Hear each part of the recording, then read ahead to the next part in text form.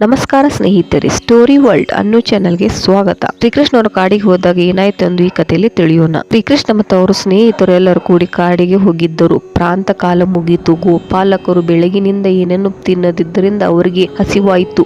ಅವರು ಕೂಡಲೇ ಕೃಷ್ಣ ಮತ್ತು ಬಲರಾಮರ ಬಳಿ ಹೋಗಿ, ಪ್ರೀತಿಯ ಕೃಷ್ಣ ಮತ್ತು ಬಲರಾಮ, ನೀವು ಬಹು ಬಲಶಾಲಿಗಳು. ನೀವು ಅನೇಕ ರಾಕ್ಷಸರನ್ನು ಕೊಲ್ಲಬಲ್ಲಿರಿ. ಆದರೆ ಇವತ್ತು ನಮಗೆ ಬಹು ಹಸಿವಾಗಿದೆ. ದಯವಿಟ್ಟು ನಮ್ಮ ಹಸಿವನ್ನು ನೀಗಿಸಲು ಏನನ್ನಾದರೂ ಮಾಡಿ ಎಂದು ಹೇಳಿದರು. ಹೀಗೆ ತಮ್ಮ ಸ್ನೇಹಿತರು ಬೇಡಿದಾಗ ಕೃಷ್ಣ ಮತ್ತು ಬಲರಾಮ ಇಲ್ಲೇ ಸಮೀಪದಲ್ಲಿ ಯಾಗಗಳು ಮಾಡುತ್ತಿದ್ದ ಕೇವಲ ಬ್ರಾಹ್ಮಣ ಪತ್ನಿಯ ಮೇಲೆ ಕರುಣೆ ತೋರಿದರು. ಪತ್ನಿಯರು ಪರಮ ಭಕ್ತರು, ಆದುದರಿಂದ ಅವರನ್ನು ಹರಿಸಲು ಕೃಷ್ಣನು ಈಗ ಅವಕಾಶವನ್ನು ಮಾಡಿಕೊಟ್ಟರು.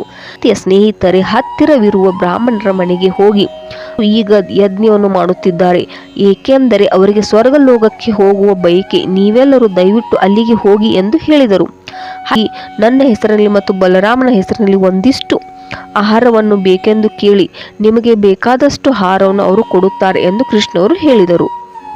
ಕೃಷ್ಣ ಅವರು ಹೇಳಿದ ಹಾಗೆ ಅಲ್ಲಿ ಹೋಗಿ ಕೃಷ್ಣ ಮತ್ತು ಬಲರಾಮರ ರೂಪದಲ್ಲಿ ಶ್ರೀ ವಿಷ್ಣು ಕಾಯುತ್ತಾ ನಿಂತಿದ್ದಾರೆ.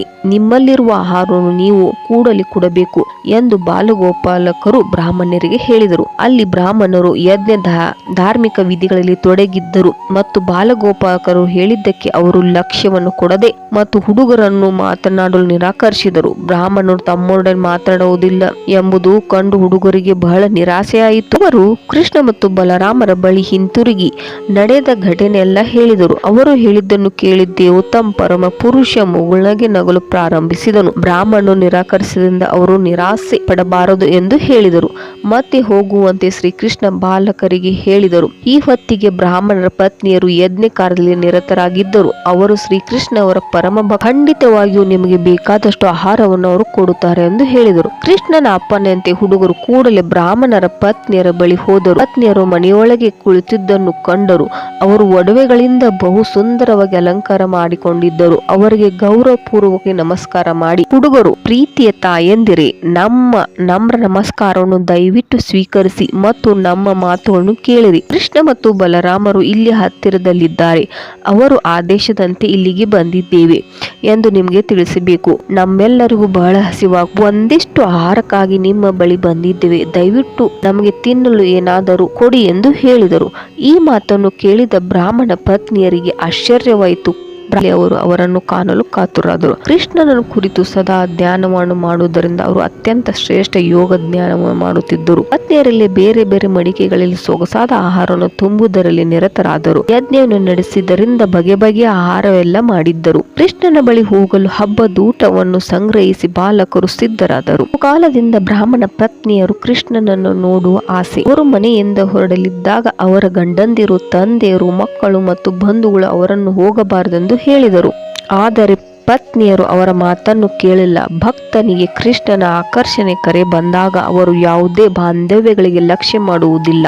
ಪತ್ನಿಯರು ಯಮುನಾ ನದಿಯ ತೀರದಲ್ಲಿದ್ದ ಬೃಂದಾವನದ ಕಾಡಿಗೆ ಹೋದರು. ಅದು ಮರಗಿಡಗಳಿಂದ ಮತ್ತು ಹೊಸ ಬಳ್ಳಿಗಳು ಮತ್ತು ಹೂವುಗಳಿಂದ ತುಂಬಿ ಹೋಗಿದ್ದು, ಆ ಕಾಡಿನಲ್ಲಿ ಕೃಷ್ಣ ಮತ್ತು ಬಲರಾಮರು ತಮ್ಮ ಪ್ರೀತಿಯ ಸ್ನೇಹಿತರಾದ ಬಾಲಕರೊಂದಿಗೆ ಹಸುಗಳೊಂದಿಗೆ ನೋಡಿಕೊಳ್ಳುತ್ತಿದ್ದು ಕಂಡು ಬ್ರಾಹ್ಮಣರ ಪತ್ನಿಯರು ತುಂಬಾ ಸಂತೋಷಪಟ್ಟರು. ಕೃಷ್ಣನು ಬಂಗಾರದಂತ ಹೊಳೆಯುತ್ತಿದ್ದ ಉಡುಪುಗಳು, ಕಾಡಿನಲ್ಲಿ ಹೂವುಗಳಿಂದ ಬಂದ ಸೊಗಸಾದ ಮಾಲೆಯನ್ನು ಧರಿಸಿದ್ದರು. ತಲೆಯ ಮೇಲೆ ನವಿಲಿಗರನ್ನು ತೆಗೆಸಿದ್ದರು. ಬೃಂದಾವನದಲ್ಲಿ ಲಭ್ಯವಾಗುವ ಬಣ್ಣಗಳಿಂದ ಅವನು ಅಲಂಕೃತರಾಗಿದ್ದ. ಅವನ ಒಂದು ಕೈ ಗೆಳನೆ ಭುಜದ ಮೇಲೆ, ಇನ್ನೊಂದು ಕೈ ತಾವರನ್ನು ಹಿಡಿದಿದ್ದರು. ಕೃಷ್ಣನ ಕಿವಿಗಳು ಲಲಿನಗಳಿಂದ ಅಲಂಕೃತರಾಗಿದ್ದರು. ಅವನ ತಿಲಕವನ್ನು ಧರಿಸಿದ್ದರು. ಮನಮೋಹಕವಾಗಿ ಮುಗುಳ್ನಗೆ ನಗುತ್ತಿದ್ದನ್ನು ಕಂಡು ಬ್ರಾಹ್ಮಣರ ಪತ್ನಿಯರು ತಾವು ಯಾರ ವಿಷಯವನ್ನು ಬಹಳವಾಗಿ ಕೇಳುತ್ತಿದ್ದರೋ, ಯಾರು ತಮಗೆ ಬಹಳ ಪ್ರಿಯನಾಗಿದ್ದನೋ ಮತ್ತು ಯಾರಲ್ಲಿ ತಮ್ಮ ಮನಸ್ಸುಗಳು ಸದಾ ಮಗ್ನರಾಗಿದ್ದೋ ಆ ದೇವೋತ್ತಮ ಪರಮ ಪುರುಷರನ್ನು ನೋಡಿ ತುಂಬಾ ಸಂತೋಷಪಟ್ಟರು. ಕೃಷ್ಣನು ಅವರನ್ನು ಈ ಮಾತುಗಳಲ್ಲಿ ಸ್ವಾಗತಿಸಿದರು. ನನ್ನ ಪ್ರೀತಿಯ ಬ್ರಾಹ್ಮಣ ಪತ್ನಿಯರೇ,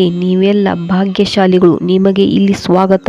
ನಾನು ನಿಮಗಾಗಿ ಏನು ಮಾಡಬಹುದು ಹೇಳಿ. ನನ್ನನ್ನು ನೋಡುವುದಕ್ಕೋಸ್ಕರ ನಿಮ್ಮ ನೆಂಟರು, ತಂದೆ, ಸೋದರು ಮತ್ತು ಗಂಡಂದಿರು ನಿರ್ಬಂಧಗಳನ್ನು ಮಾಡಿದ ಅಡ್ಡಿಗಳನ್ನು ಅಲಕ್ಷ್ಯ ಮಾಡಿ ನೀವು ಇಲ್ಲಿಗೆ ಬಂದದ್ದು ಯೋಗ್ಯವಾಗಿದೆ. ಕೃಷ್ಣನು ತಮ್ಮ ಭಕ್ತರ ಕೈ ಯಾವತ್ತೂ ಬಿಡುವುದಿಲ್ಲ. ಕೃಷ್ಣನನ್ನು ಯಾರು ಭಕ್ತಿಪೂರ್ವಕವಾಗಿ ಪೂಜಿಸುತ್ತಾರೋ ಅವರನ್ನು ಕೃಷ್ಣನು ಪ್ರೀತಿಯ ಪಾತ್ರರಾಗುತ್ತಾರೆ. ಕೃಷ್ಣನು, ನನ್ನ ಪ್ರೀತಿಯ ಬ್ರಾಹ್ಮಣ ಪತ್ನಿಯರೇ, ಈಗ ನೀವು ನಿಮ್ಮ ಮನೆಗಳಿಗೆ ಹಿಂದಿರುಗಬಹುದು. ನೀವು ಯಜ್ಞ ಕಾರ್ಯಗಳಲ್ಲಿ ತೊಡಗಿ ನಿಮ್ಮ ಗಂಡಂದ್ರೆ ಸಂತೋಷವಾಗುವ ಹಾಗೆ ಮತ್ತು ಅವರು ಪ್ರಾರಂಭಿಸುವ ಯಜ್ಞಗಳಿಗೆ ಸಾಂಗವಾಗಿ ನುಡಿಯುವಂತೆ ಅವರ ಸೇವೆಯಲ್ಲಿಯೂ ಮನೆ ಕೆಲಸದಲ್ಲಿಯೂ ನೀವು ಇಲ್ಲದೆ ಅವರು ಹೇಗೆ ನಿರ್ವಹಿಸುವರು ಎಂದು ಕೇಳಿದರು. ಬ್ರಾಹ್ಮಣ ಪತ್ನಿಯರು ಹೀಗೆ ಉತ್ತರಿಸಿದರು, ಪ್ರೀತಿಯ ಪ್ರಭುವೇ, ಈ ರೀತಿ ನಮಗೆ ಆಶಿಸುವುದು ನಿನಗೆ ಯೋಗ್ಯವಲ್ಲ. ನಿನ್ನ ಭಕ್ತರು ಯಾವಾಗಲೂ ಕಾಪಾಡು ಎನ್ನುವುದು ನಿನ್ನ ಶಾಶ್ವತ ಭರವಸೆ. ಈಗ ನೀನು ಈ ಭರವಸೆಯನ್ನು ನಡೆಸಿಕೊಡಬೇಕು. ನಿನ್ನಲ್ಲಿ ಬಂದು ಶರಣಾಗುವವರಿಗೆ ಭೌತಿಕ ಅಸ್ತಿತ್ವದ ಬದುಕಿಗೆ ಹಿಂದಕ್ಕೆ ಹೋಗುವುದೇ ಇಲ್ಲ. ತುಳಸಿ ಎಲೆಗಳು ಮುಚ್ಚಿರುವ ನಿನ್ನ ಚರಣ ಕಮಲಗಳಿಗೆ ನಾವು ಶರಣಾಗಿದ್ದೇವೆ.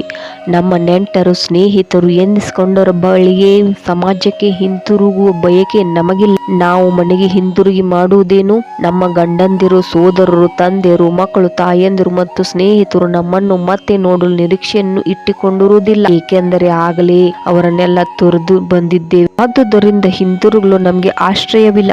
ದಯವಿಟ್ಟು ಮನೆಗೆ ಹಿಂತಿರುಗುವಂತೆ ನಮಗೆ ಹೇಳಬೇಡ. ಶಾಶ್ವತವಾಗಿ ನಿನ್ನ ಚರಣ ಕಮಲದಲ್ಲಿ ನಿನ್ನ ಚರಣ ಕಮಲ ಅಡಿಯಲ್ಲಿ ಇರಲು ವ್ಯವಸ್ಥೆ ಮಾಡು.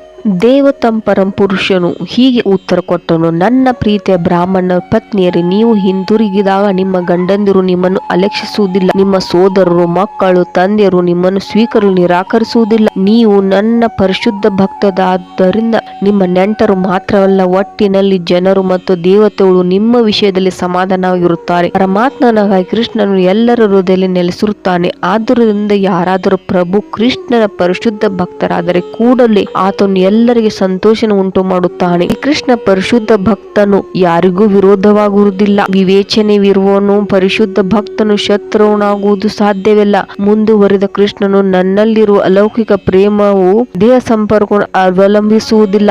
ನನ್ನಲ್ಲಿಯೇ ಯಾರ ಮನಸ್ಸು ತನ್ಮಯರಾಗಿರುತ್ತಾರೋ ಅವರು ನಿಶ್ಚಯವಾಗಿ ಬಹುಬೇಗನೆ ನನ್ನ ಶಾಶ್ವತ ಸಹವಾಸಕ್ಕಾಗಿ ನನ್ನಲ್ಲಿ ಬರುವರು ಎಂದನು. ದೇವತಂ ಪರಮ ಪುರುಷರು ಆದೇಶವನ್ನು ಕೇಳಿ ಬ್ರಾಹ್ಮಣ ಪತ್ನಿಯರು ತಮ್ಮ ಗಂಡಂದಿರ ಬಳಿ ಹಿಂದಿರುಗಿದರು. ತಮ್ಮ ಪತ್ನಿಯರು ಮನೆಗೆ ಹಿಂದಿರುಗುವುದನ್ನು ಕಂಡು ಸಂತೋಷಪಟ್ಟರು. ಬ್ರಾಹ್ಮಣರು ಶಾಸ್ತ್ರದಲ್ಲಿ ಹೇಳುವಂತೆ ಅವರೊಡನೆ ಕುಳಿತು ಯಜ್ಞಗಳನ್ನು ಆಚರಿಸಿದರು. ಬ್ರಾಹ್ಮಣರ ಪತ್ನಿಯರು ಹಿಂತಿರುಗಿದಾಗ ಯಜ್ಞಗಳನ್ನು ಕ್ರಮಾನುಸಾರವಾಗಿ ಚೆನ್ನಾಗಿ ನಡೆಸಿದರು. ಆದರೆ ಕೃಷ್ಣನನ್ನು ನೋಡಲು ಹೋಗದಂತೆ ತಡೆದಿದ್ದ ಒಬ್ಬ ಬ್ರಾಹ್ಮಣ ಹೆಂಡತಿಯು ಕೃಷ್ಣನ ದೇಹ ಲಕ್ಷ್ಯಗಳ ವಿಷಯನ್ನು ಕೇಳಿದಾಗ ಅವನನ್ನು ಸ್ಮರಿಸಿಕೊಳ್ಳಲು ಪ್ರಾರಂಭಿಸಿದಳು. ಅವನ ಯೋಚನೆಯಲ್ಲಿ ತನ್ಮಯಳಾಗಿ ನಿಸರ್ಗದ ನಿಯಮಗಳಿಗೆ ಬದ್ಧವಾದ ಭೌತಿಕ ಶರೀರವನ್ನು ತ್ಯಾಗ ಮಾಡಿದಳು. ಸದಾ ಹರ್ಷಚಿತ್ತನಾದ ದೇವತಂ ಪುರುಷನಾದ ಗೋವಿಂದನು ಸಾಮಾನ್ಯ ಮನುಷ್ಯನಂತೆ ಕಾಣಿಸಿಕೊಂಡು ತನ್ನ ದಿವ್ಯ ಲೀಲೆಗಳನ್ನು ತೋರಿಸಿದನು ಮತ್ತು ಬ್ರಾಹ್ಮಣ ಪತ್ನಿಯನ್ನು ನೀಡಿ ಅವರನ್ನು ತಿಂದು ಸಂತೋಷ ಪಟ್ಟನು. ಈ ರೀತಿ ಅವನು ಸಾಮಾನ್ಯ ಜನರನ್ನು ಕೃಷ್ಣ ಪ್ರಜ್ಞೆಗೆ ಸೆಳೆದನು. ಹೀಗೆ ಯಜ್ಞ ಮಾಡಿದ ಬ್ರಾಹ್ಮಣ ಪತ್ನಿಯರು ಉದ್ಧಾರವಾದರು ಮತ್ತು ಶ್ರೀಕೃಷ್ಣವರ ಪರಮ ಭಕ್ತರಾದರು. ಹೀಗೆ ಬೃಂದಾವನದಲ್ಲಿ ಬಾಲಕೃಷ್ಣನಾಗಿ ಎಲ್ಲರ ಮನಸ್ಸನ್ನು ಶ್ರೀಕೃಷ್ಣನು ಕದ್ದಿದ್ದನು. ಈ ಕಥೆ ನಿಮಗೆ ಇಷ್ಟವಾಗಿದ್ದಲ್ಲಿ ಲೈಕ್ ಮಾಡಿ, ಶೇರ್ ಮಾಡಿ ಮತ್ತು ಸಬ್ಸ್ಕ್ರೈಬ್ ಮಾಡಿ. ಹರೇ ಕೃಷ್ಣ, ಹರೇ ರಾಮ.